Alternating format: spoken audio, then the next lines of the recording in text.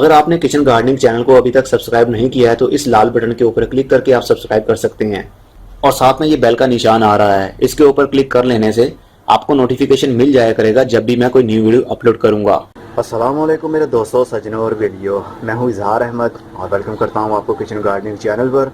और उम्मीद भी रखता हूं कि आप सब लोग खैरियत से होंगे, फिटफाट होंगे, अच्छे से कामों में खूब अच्छे से बिजी होंगे। जून के महीने का गरम ओवरव्यू। गर्मी बहुत ज़्यादा बढ़ चुकी है और रोज़े की हालत में वीडियो बनाना बहुत ही मुश्किल होता जा रहा है क्योंकि रमज़ान भी शुरू हो चुका है और गर्मी भी अपने जोबन पर है, मतलब अरूज पर है। गर्मी इतनी ज़्यादा बढ़ चुकी है कि कुछ रोज़ पहले मैंने ग्रीन नेट के ऊपर भी एक कपड़ा डाल दिया है ताकि नीचे थोड़ी सी छाया मिल जाए प्लांट्स को। मेरे प्लांट्स गर्मी की वजह से बर्न हो रहे थे और बहुत सी ग्रोथ तो रुक भी गई। सेकुलेंट प्लांट और मनी प्लांट को डायरेक्ट सनलाइट बहुत ही बुरी लगती है और यहाँ करीब 12 घंटे सूरज की धूप रहती थी, तो ये कपड़ा डाल देने से काफ़ी बेनिफिट भी मिल रहा है। पौधों के पत्ते भी दोबारा से ग्रीन होना शुरू हो चुके हैं। आप देख रहे होंगे काफ़ी कुछ चेंज आपको दिख रहा होगा। इस एरिया में टमाटोस प्लांट भरे पड़े थे, बहुत बड़े हो गए थे जो, लेकिन अब गर्मी का सीज़न आ चुका है और गर्मी के सीज़न में टमाटो प्लांट्स ग्रो नहीं होते, इसलिए मैंने उनको उखाड़ दिया है और उनकी जगह पर इंडोर प्लांट्स लगा दिए हैं। और कुछ टोकरियाँ मैंने बना के उनको भी हैंग कर दिया है जिसके अंदर स्पाइडर प्लांट लगे हुए बहुत खूबसूरत लग रहे हैं। तो फिर चलिए आगे चल के यहाँ से शुरू करते हैं। इस क्यारी में मेरा प्लान तो ये है कि अब मैं टमाटोस प्लांट यहाँ पर नहीं लगाऊंगा। इसमें इंडोर प्लांट लगे रहेंगे और स्पाइडर प्लांट लगे रहेंगे और साथ में अंजीर का एक पेड़ लगा हुआ है जो काफ़ी बड़ा भी हो चुका है। इसी टाइप का इसी हाइट में एक प्लांट लगा हुआ था इस एरिया पर, लेकिन टमाटोस प्लांट और साथ में मिर्ची प्लांट लगाने की वजह से उसकी ग्रोथ काफ़ी थम गई थी और वो ड्राई होकर मर गया। लेकिन अब मैं चाहता हूँ इस क्यारी के अंदर ओनली फिग ट्री रहे और साथ में अंगूर की बेल रहे। अंगूर की बेल की ग्रोथ भी काफ़ी अच्छी चल रही है। इसको मैंने उस ऊपर वाले ग्रीन नेट के ऊपर चढ़ा दिया है जो ग्रोथ काफ़ी अच्छे से कर रही है, क्योंकि अंगूर की बेल को जितनी धूप मिलेगी उसकी ग्रोथ उतनी ही ज़्यादा होगी। जितना उसको शेड में रखेंगे उसकी ग्रोथ उतनी ही कम होगी और उसको अंगूर भी नहीं लगेंगे। गर्मी बहुत ज़्यादा है लेकिन फिर भी मेरा गुले दाऊदी का पौधा खूब अच्छे से फ्लावरिंग कर रहा है और लश ग्रीन इसके पत्ते भी जो देखने को काफ़ी प्यारे लग रहे हैं। और कुछ दिन पहले मैंने इनको सेपरेट भी किया है। ये आप देख रहे हैं, ये बच्चा है उनका और ये भी बच्चा है और एक ये भी बच्चा है। इन तीनों को मैंने इसके अंदर से निकाला है। और कुछ नए प्लांट्स भी मैं लेकर आया हूँ जिनमें मैपल लीव्स मुझे बहुत ही खूबसूरत लगता है। लाल पत्ते और ये एक पेड़ बन जाएगा जो देखने को काफ़ी खूबसूरत लगेगा। इसके ऊपर बहुत जल्दी मैं एक वीडियो बनाऊंगा। और बैम्बू प्लांट भी है ये, मतलब बांस वाला पेड़, इसको बांस लगते हैं मतलब बैम्बू। और वाइट पत्तों वाला एक मनी प्लांट भी लाया हूँ मैं। जिस तरह ग्रीन पत्तों वाला होता है उसी तरह ये वाइट पत्तों में होगा। ये टूटा फूटा इसलिए लग रहा है क्योंकि ये मुझे बिल्कुल फ्री में मिला है और फ्री में जो चीज़ मिलती है वो टूटी फूटी ही होती है। चले मिला तो सही, इसकी ग्रोथ मैं खुद से बढ़ा लूँगा। और कोलियस भी लेकर आया हूँ मैं, इसकी ग्रोथ भी अच्छी है। इसके ऊपर भी मैं एक सेपरेट वीडियो बनाऊँगा। मेरे मोगरा प्लांट की ग्रोथ तो बहुत अच्छी चल रही है, लेकिन कुछ दिन पहले ही मैंने टमाटोस प्लांट को यहाँ से उखाड़ा है। अब इस मोगरा प्लांट को खूब अच्छे से स्पेस मिल जाएगी और ये अपने ग्रोथ बढ़ा सकेगा। गर्मी इतनी ज़्यादा है कि एक दिन फूल खिलते हैं और दूसरे दिन में कुछ इस तरह से ब्राउन हो जाते हैं। क्या करें, गर्मी ही इतनी ज़्यादा है। इस प्लांट को ज़रूरत है अब सपोर्ट देने की, मतलब ये किसी रस्सी के साथ इसको मैं बांध देता हूँ तो ये ऊपर वाली साइड पर चढ़ती रहेगी। आपको मालूम होगा हमने करेले की सीडलिंग भी की थी और राउंड कोट की भी हमने सीडलिंग की थी और उनको मैंने लगा दिया प्लास्टिक पॉट के अंदर। प्लास्टिक पॉट के अंदर कोई भी प्लांट अच्छे से सर्वाइव नहीं करता और ऊपर से इतनी गर्मी हो और गर्मी के सीजन में वो तो सर्वाइव कर ही नहीं पाता क्योंकि इतनी गर्मी में इंसान बुखरा जाते हैं। तो ये तो फिर भी पौधे हैं और वो पौधा भी लगा हो प्लास्टिक पॉट में, और प्लास्टिक पॉट के ऊपर जब धूप पड़ती है तो वो प्लास्टिक और हीट हो जाता है जिसकी वजह से मिट्टी भी गर्म हो जाती है और प्लांट की ग्रोथ रुक जाती है। मेरे रोज़ प्लांट की अभी तक ग्रोथ बिल्कुल अच्छी चल रही है क्योंकि इनको मैंने लगाया हुआ है क्ले पॉट में, मतलब मिट्टी के गमलों में। इंग्लिश रोज़ हैं लेकिन अभी भी फ्लावरिंग कर रहे हैं, बहुत ही अच्छा है। क्योंकि इन सभी पौधों के ऊपर मैं दिन में 2 से 3 मरतबा शावर भी करता हूँ पानी का, ताकि ह्यूमिडिटी लेवल बना रहे। ह्यूमिडिटी लेवल बना रहेगा और ये फ्लावरिंग भी करते रहेंगे। गर्मी के सीज़न में इंग्लिश रोज़ की ग्रोथ रुक जाती है और अगर जब उसको फ्लावरिंग होती है तो बहुत ही छोटा साइज़ का फ्लावर खिलता है, जिस तरह के ये आप देख सकते हैं। और अगर ये दिसंबर और जनवरी के महीने में खिले तो ये इस साइज़ का हो सकता है, मतलब बहुत बड़ा फूल। लेकिन गर्मी के सीज़न में हीट होती है जिसकी वजह से इसका बर्ड प्रॉपर तरीके से खिल नहीं पाता, लेकिन फिर भी अच्छा है, फ्लावरिंग तो हो रही है। ये रही रंगून क्रीपर। रंगून क्रीपर को मैंने बॉन्साई बनाने के लिए लास्ट ईयर ही बैंड दे दिया था और उसको वायरिंग कर दी थी, लेकिन ऐसा नहीं करना चाहिए था इसके साथ। और ये एक छोटे से पॉट के अंदर लगी हुई है। अगर इसको फुल धूप मिलती है, मतलब शेड से हटा कर मैं इसको रखता हूँ, तो जल्दी ही ये फ्लावरिंग पर भी आ जाएगी। लेकिन मैं सभी प्लांट्स की केयर नहीं कर पाता, इसलिए मैं एक ही जगह पर इनको रखता हूँ ताकि आसानी से मैनेज कर सकूँ। और ये डिश गार्डन, ये जो आतिफ ने बनाया था, आप देख सकते हैं कितनी ज़बरदस्त इसकी ग्रोथ चल रही है और चाइनीज जेड प्लांट की ग्रोथ भी अच्छे से हो रही है। अब आपको इतनी मार्बल चिप्स नज़र नहीं आ रही होगी जितने जेड प्लांट और सैकुलेंट प्लांट नज़र आ रहे हैं। और बेबी सन रोज की ग्रोथ भी काफ़ी खूब अच्छी है। एक्सोरा प्लांट की फ्लावरिंग भी झड़ना शुरू हो चुकी है। उसकी एक रीज़न है क्योंकि यहाँ पर ह्यूमिडिटी बनाना बहुत ही मुश्किल हो गया है आजकल, क्योंकि इतनी गर्मी है। दिन में 3 से 4 मरतबा भी हम पानी देते हैं तो वो 1 से 2 मिनट के अंदर ही उड़ जाता है हवा में। इसलिए इनके जो फ्लावर थे वो भी झड़ना शुरू हो गए हैं और नए फ्लावर अभी तक आने का कोई चांस दिख नहीं रहा। अगर हम इनको ह्यूमिडिटी ऑफर करते रहते हैं तो इनकी फ्लावरिंग खूब अच्छे से हो सकती है गर्मी के सीजन में। मेरा नींबू प्लांट, इसको लास्ट ओवरव्यू में बडिंग स्टार्ट हुई थी, लेकिन अब इसकी बडिंग सारी झड़ चुकी है। मतलब इसकी कलियां खिलने के बाद में झड़ गई हैं, क्योंकि इतनी गर्मी के सीजन में फूल नहीं बनता। अगर आप गर्मी के सीजन में भी चाहते हैं कि इसको फूल लगें और उनके अंदर से फ्रूट भी बने, तो इनको ह्यूमिडिटी आपको देनी पड़ेगी, क्योंकि हम टेम्परेचर के ऊपर कंट्रोल नहीं रख पाते। दिन में टेम्परेचर बहुत हाई हो जाता है और रात में टेम्परेचर गिर जाता है, जिसकी वजह से फ्रूट लगना भी बहुत मुश्किल होता है। लेकिन घबराने की ज़रूरत नहीं है। जैसे ही अगस्त का महीना शुरू होगा, बरसात का मौसम आ जाएगा, तो इसको फूल लगेंगे और फूल के बाद में से इनके अंदर से फ्रूट भी बनेगा, जो नवंबर टू दिसंबर तक खूब अच्छे से पक जाएगा। ये है क्रोटन प्लांट, जिसके पत्ते मुड़े हुए होते हैं। ऐसे लगता है जिस तरह इनको कोई बीमारी हो, लेकिन इनका स्टाइल ही ऐसा है पत्तों का, और शेप ही कुछ इसी तरह ग्रोथ करती है। इसके ऊपर भी मैं बहुत जल्दी एक सेपरेट वीडियो बनाऊंगा।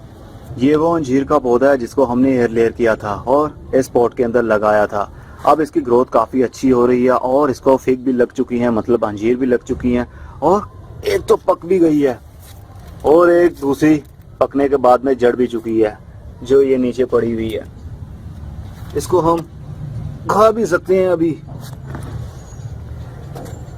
इसकी स्मेल ही बहुत ज़बरदस्त लग रही है मुझे, मीठी मीठी सी, जिस तरह शहद की खुशबू हो।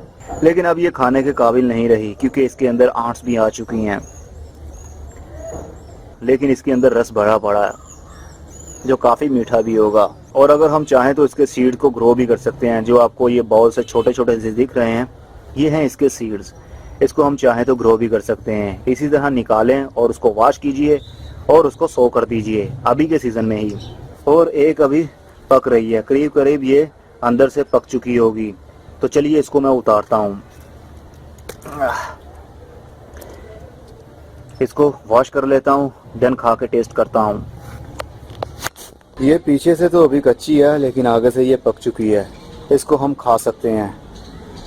इसको तोड़ के देखते हैं इसके अंदर। हाँ, क्या चल रहा है। काफ़ी रेड भी है, जो देखने को काफ़ी प्यारी लग रही है और खाने में भी काफ़ी टेस्टी होगी।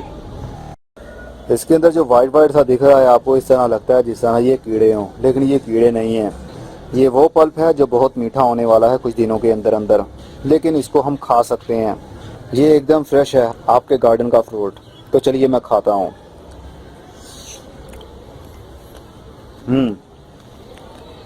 बहुत ही मीठा टेस्ट है इसका।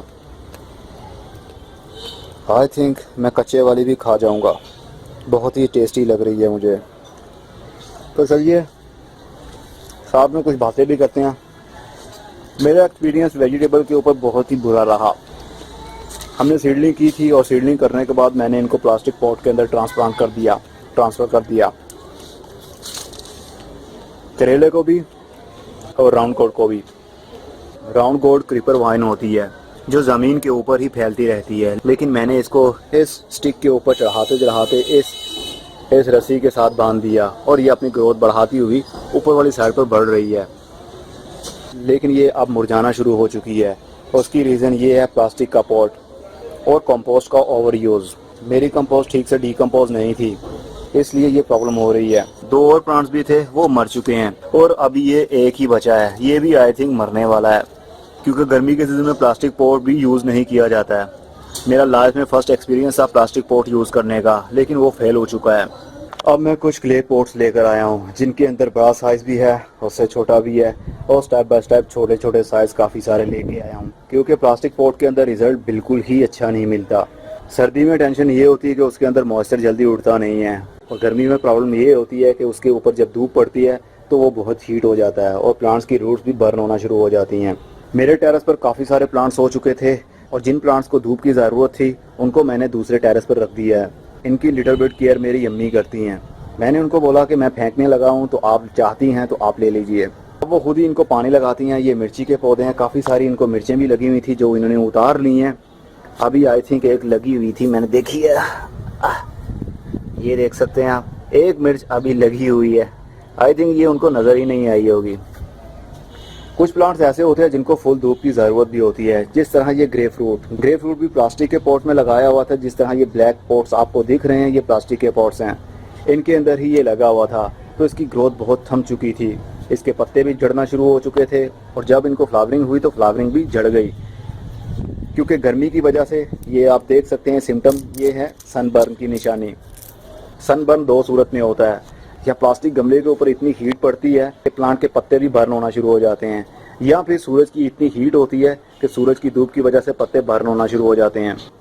अब मैंने इसको लगा दिया है बड़े वाले क्ले पॉट के अंदर। ये 14 इंच का गमला है जो इसके लिए बहुत ही ज़बरदस्त और अच्छा रहेगा।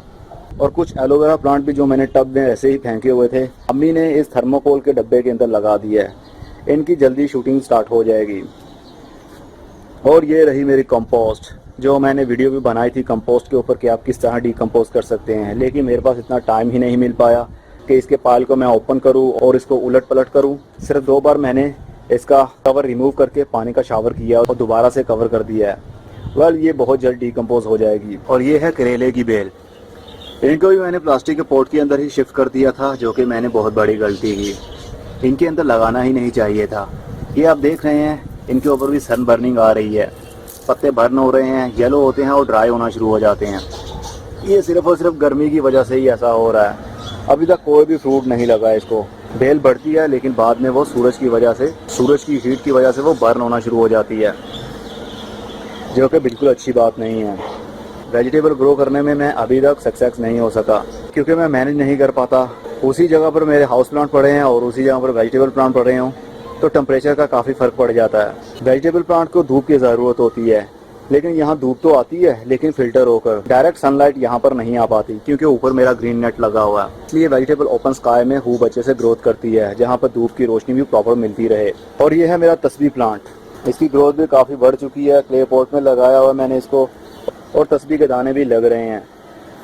जो दाने पक जाते हैं और ऑटोमेटिकली नीचे गिर जाते हैं, वो वहीं से ग्रोथ शुरू कर देते हैं। ये आप देख सकते हैं, ये भी तस्बीह प्लांट के पौधे हैं। जब सीड इनके अंदर गिर जाते थे और यहीं से उन्होंने अपनी जर्मिनेशन शुरू की, और मैंने उसको उखाड़ के इस पॉट के अंदर शिफ्ट कर दिया है। बाकी करीब करीब मेरे सभी पौधों की ग्रोथ अच्छी चल रही है। और ये 20 से 25 रोज़ पहले मैंने हाइबिस्कस येलो कलर में बाय किया था, जिसके ऊपर मैंने वीडियो भी बनाई थी। और अब दोबारा से इसकी बडिंग भी शुरू हो चुकी है। ये बड करीब कल तक खिल जाएगा। और ऊपर भी ये देख सकते हैं, इसको भी बडिंग स्टार्ट हो चुकी है। तो येलो हाइबिस्कस की केयर कैसे करनी है, इसके ऊपर मेरी वीडियो मौजूद है, आप देखेंगे तो आपको पता चल जाएगा। और एग प्लांट की जो हमने सीडलिंग की थी, 3 प्लांट थे हमारे पास, वो तीनों ग्रो तो कर रहे हैं, लेकिन अभी तक इनको भी फ्रूट नहीं लगा है। फूल लगते हैं लेकिन झड़ जाते हैं। उसकी वजह ये है कि गर्मी के सीजन में मैं इसको कोई भी फर्टिलाइजर भी नहीं दे सकता। लेकिन एक प्लांट को फ्रूट बनना शुरू हो गया है। ये आप देख सकते हैं, इसके अंदर से फ्रूट बनना शुरू हो चुका है, मतलब एक बैंगन बनना शुरू हो गया है। इसको लार्ज पॉट में होना चाहिए था, लेकिन ये 7 इंच के पॉट में है। छोटे से पॉट में लगे हुए हैं तीनों, इसलिए इनको जल्दी फ्रूटिंग भी नहीं हो रही। अडीनियम प्लांट की ग्रोथ भी अच्छी है, और इसको रिसेंटली ही कुछ दिन पहले फ्लावरिंग भी हुई थी। जब मैंने लास्ट ओवरव्यू बनाया था उसके बाद में इसको फ्लावरिंग भी हुई, और अब ये फ्लावरिंग झड़ चुकी है। और यहाँ पर कप्स के अंदर मैंने कुछ सेकुलेंट, कुछ कैक्टस, कुछ स्पाइडर प्लांट्स, ये सभी लगाए हुए हैं। और ये देखिए, मैंने ये अडीनियम प्लांट की सीडलिंग की थी और उसको ट्रांसप्लांट किया। अब आपके सामने इसकी ग्रोथ कैसे चल रही है, बहुत ज़बरदस्त और अच्छा रिजल्ट भी है। ये है मेरा रेड बेसिल का पौधा।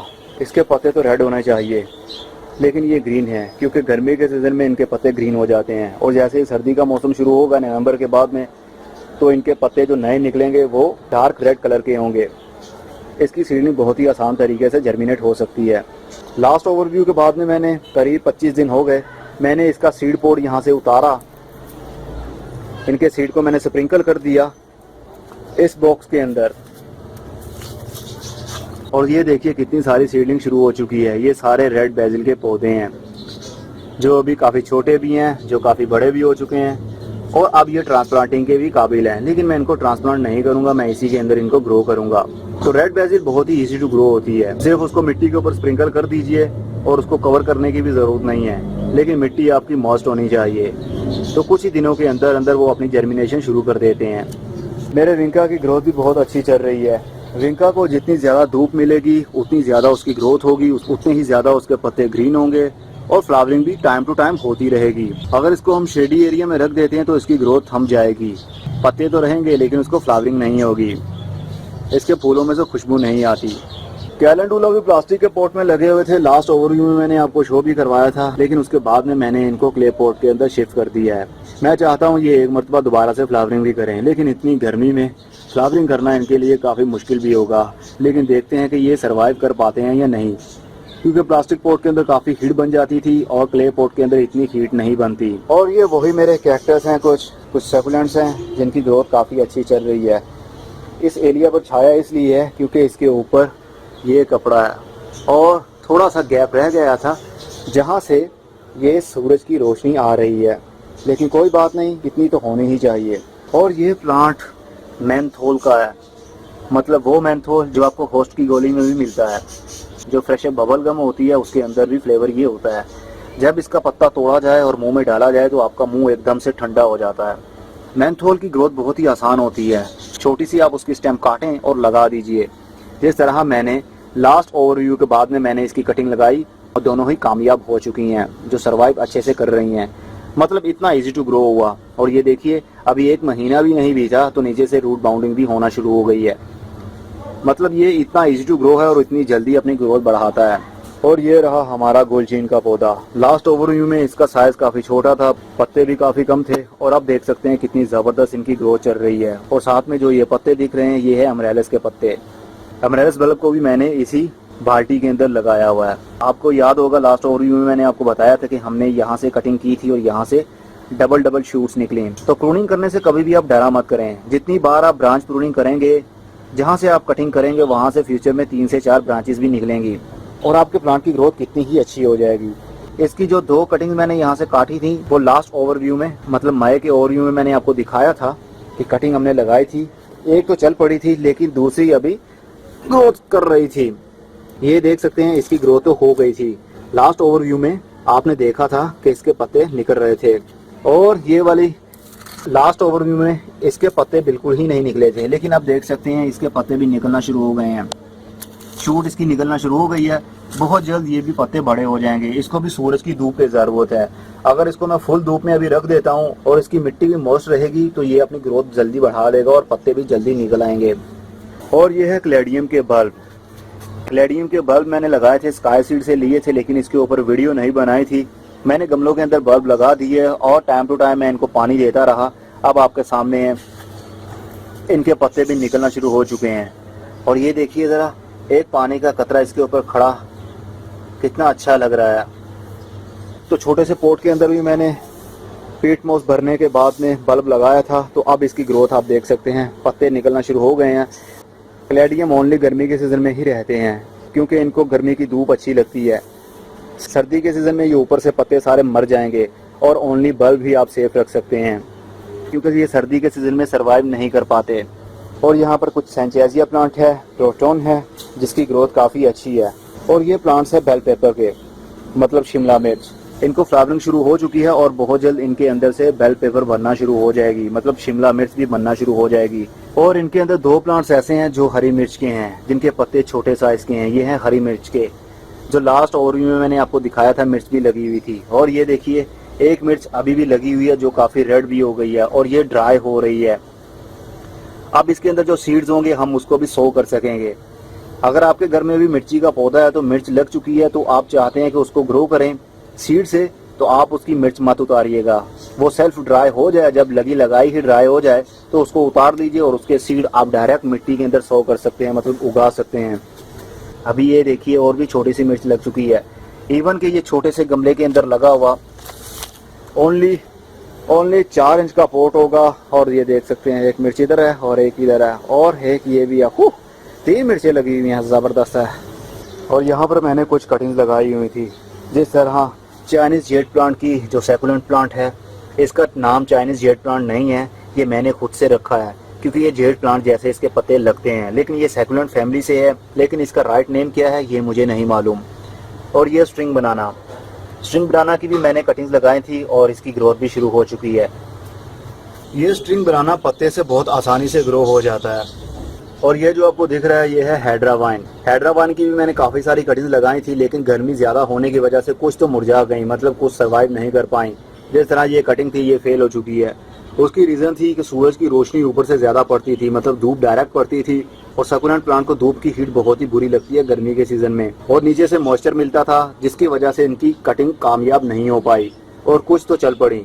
कुछ हैदरावाइन की ग्रोथ तो बहुत अच्छी हो गई है और अब मैंने शेड कर दिया है, तो इसका मतलब कि ज़्यादा अच्छा हो जाएगा।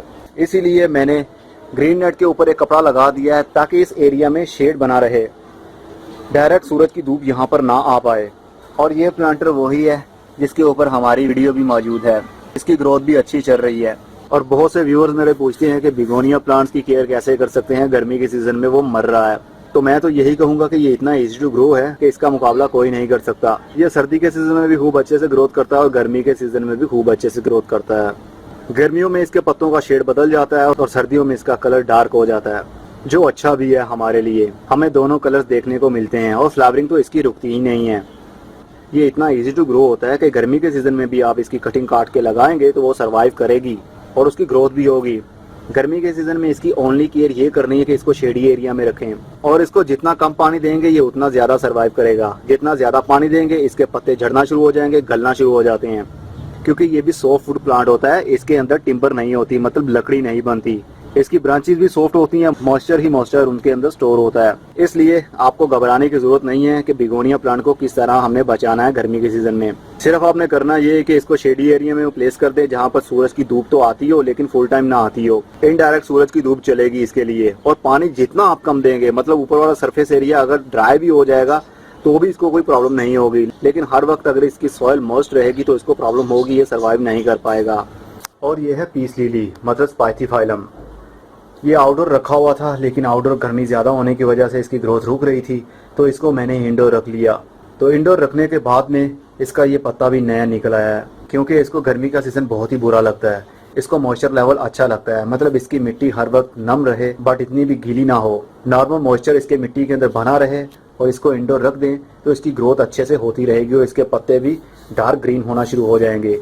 ये जो आपको एजिस एरिया में बर्निंग दिख रही है, ये सूरज की धूप की और हीट की वजह से थी।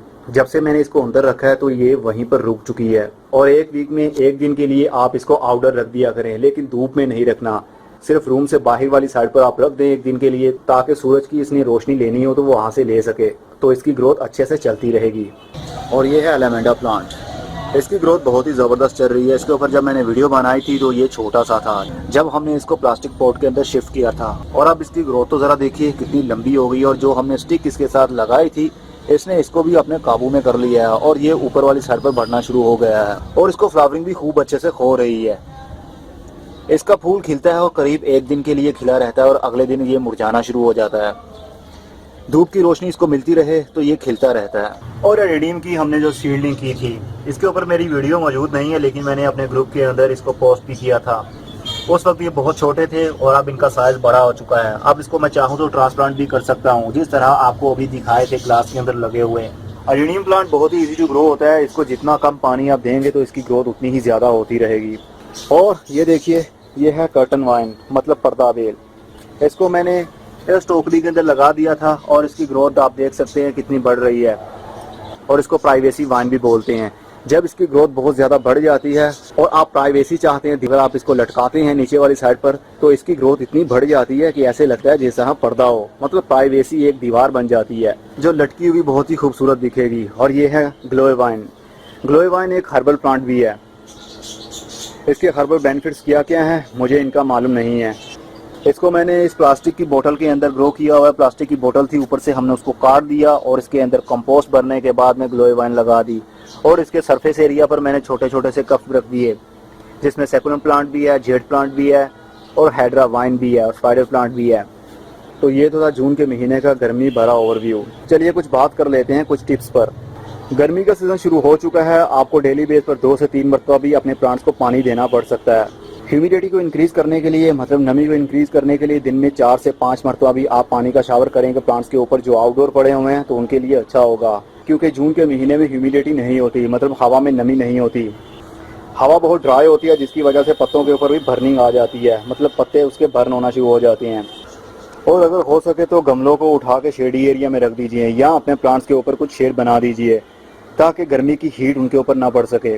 और अगर आपके प्लांट ज़मीन के अंदर लगे हुए हैं तो आपको प्रॉब्लम नहीं होगी क्योंकि ज़मीन के अंदर मॉइस्चर लेवल बना रहता है और ह्यूमिडिटी लेवल भी बना रहता है। मई, जून, जुलाई ये 3 महीने इतनी गर्मी के होते हैं कि प्लांट्स को शेडी एरिया में रखना ही पड़ता है और कुछ प्लांट्स के लिए ये रेस्ट पीरियड भी होता है। तो इसलिए उनको शेडी एरिया में रख दें तो उनकी ग्रोथ अच्छे से चलती रहेगी। और जैसे ही अगस्त का महीना है तो आप उनके ऊपर जो शेड बनाया हुआ है उसको रिमूव कर सकते हैं।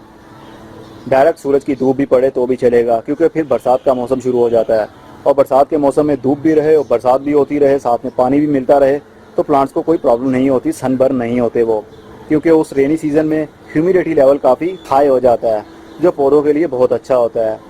लेकिन कैक्टस फैमिली को वो मौसम अच्छा नहीं लगता, सेकुलेंट प्लांट को भी अच्छा नहीं लगता, मतलब उन प्लांट्स को अच्छा नहीं लगता जिनको ओवर वाटरिंग अच्छी नहीं लगती। बाकी जितने भी हाउस प्लांट आपके नॉर्मल होते हैं सभी को रेनी सीजन बहुत अच्छा लगता है और पौधों की ग्रोथ भी अच्छी होती है। तो उम्मीद करता हूँ आपको ये ओवरव्यू खूब अच्छा लगा होगा। अब अगली वीडियो में फिर किसी नई इन्फॉर्मेशन के साथ मिलेंगे। तब तक के लिए good bye, see you and tata और अपना बहुत सा ख्याल रखिएगा। क्या आप भी इजहार की तरह वीडियोस बनाना चाहते हैं? अगर हाँ तो अभी उर्दू ट्यूब चैनल विजिट करें और सब्सक्राइब कर लें। वहां पर आपको यूट्यूब चैनल क्रिएट करने की और उसको ग्रो करने की फ्री ट्रेनिंग मिलेगी। चैनल का लिंक आप स्क्रीन पर एंड डिस्क्रिप्शन में देख सकते हैं।